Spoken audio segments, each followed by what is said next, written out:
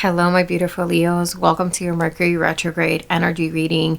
I'm going to go ahead and get started because two cards jumped out and it's so fascinating because they're both the same exact element. So you have here Earth element with the Page of Pentacles and the Knight of Pentacles. When I saw this, I heard your patience will be tested during this time.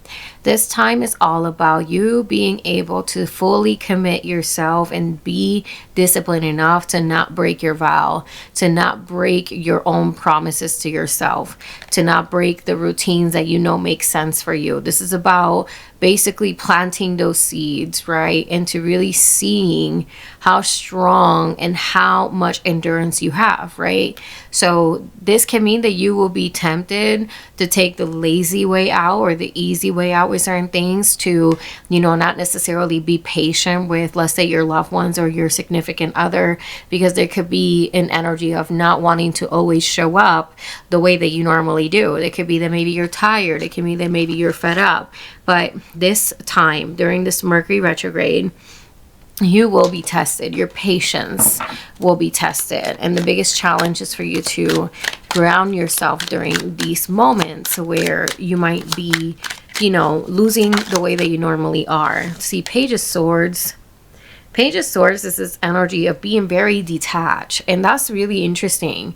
So this time around with this Mercury retrograde, you could feel very detached. You could feel like you don't want to deal with people's problems, like you just want to focus on yourself, like you just want to be on the back seeing what's happening and staying out of business, out of trauma, or out of drama. That's what I meant to say. And that's not necessarily a bad thing. It's just a matter of knowing where enough is enough. Okay, so detachment, your patience will be tested, and this is about you proving to yourself that no matter what gets thrown your way, you still have that dedication to yourself and that commitment to yourself. So the main situation here is the Death card. So there's a big change happening for you. Something that needs to go, something that needs to be purged out will be showing up here. It's very interesting because the Mercury retrograde starts on November 9th and it starts in the sign of Sagittarius. But then around the 18th, it goes back into the sign of Scorpio. So with that being said, the most important thing for you to understand is that the Death card is affiliated with Scorpio. Scorpio is all about change, transformation, ruled by Pluto. Pluto now is in Aquarius, right? Which can show lots of revelations. Maybe this is within yourself. Maybe you start feeling like what you're committed to is not what you want. And that's when you got to have the enough discernment to say, I need to walk away from this, right? Or is it my attitude? Is it my lack of restoration, rest? Do I have to do better routines for myself so I can show up the way that I need to show up for? These are the themes that will be basically showing up for you during this time. And then you have as the block the Eight of Swords, right? So this is where the mind plays tricks on you and you start to feel like you're trapped, like there's no way out, like this is the only way, right? So this is kind of like the blockage around this time. This is never the only way. That's why the Death card is showing up there as the main overall energy for your reading, okay? In the past, you have here the Three of Wands. And this is about expansion, moving forward, getting your ducks in a row for the next step, okay? Meaning that the changes that are happening, if they are, is because subconsciously or consciously, you have made certain shifts, right? That are now welcoming this really big change so you could pour or purge out what does not belong to you anymore, and you're able to welcome this new energy, okay? In the near future, you have here the Nine of Wands. This is the Winded Warrior. This is the final push. Okay, so this is the energy that I was talking about earlier. How committed are you? Are you willing to give up when it's hard, right? When is enough enough when it comes to you overstretching yourself? What kind of decisions do you have to make in order to make it to the final push so you can finally release the burden, okay? And then we have the outcome again. I can't make this up. Temperance is all about balance, okay? Also Sagittarius energy. Some of you guys need to lighten up a little bit. You have to make sure that you are living for you, that you're living for the now, that you're having fun, that you're, you know, balancing out the seriousness in life with joy, with more childlike things, because that's what keeps our soul alive. Temperance represents alignment of the mind, body, and spirit.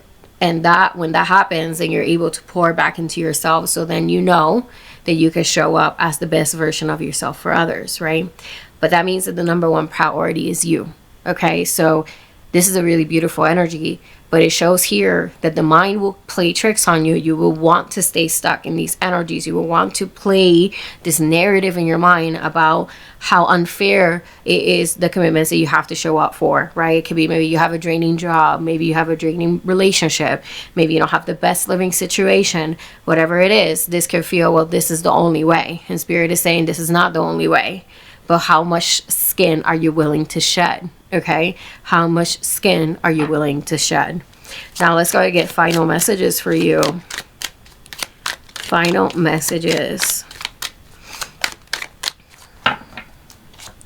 Okay, Five of Wands. This shows conflict with others. Maybe people around you have a lot to say. Maybe this is you telling you way too many things that make you stuck. They make you stay stagnant. That make you stay in a particular situation, right? Conflict that is simply just that, right? The Five of Wands is just an annoyance. It's just an inconvenience. So how much attention are you going to give this to, right? We have Ace of Swords, clarity, right? Cutting through the fogginess, all of the drama, the confusion, with the sword of truth, with the sword of clarity. This is when something actually clicks for you and you're like, oh, this is not going to work for me, right? Or this is something I got to change, or this is what I'm doing wrong, right? It's a revelation. It's a truth reveal. And then you have the moon. And again, this concept, what are you going to do with this information? What are you going to do? Are you going to do the same thing, or are you going to assume your power and make the changes necessary, right? Give me one final one. Okay, Ace of Pentacles. Yep. Going back to this energy of patience and commitment, okay? Because the commitment with the Ace of Pentacles is that you got to be patient enough to see it grow, to nourish it to life, so to speak. And that's the whole interesting energy of this reading, is that these pentacles, these Knight of Pentacles, what do you call it, Page of Pentacles, these pentacles are feeling a bit heavy because they're just not moving the way that you want.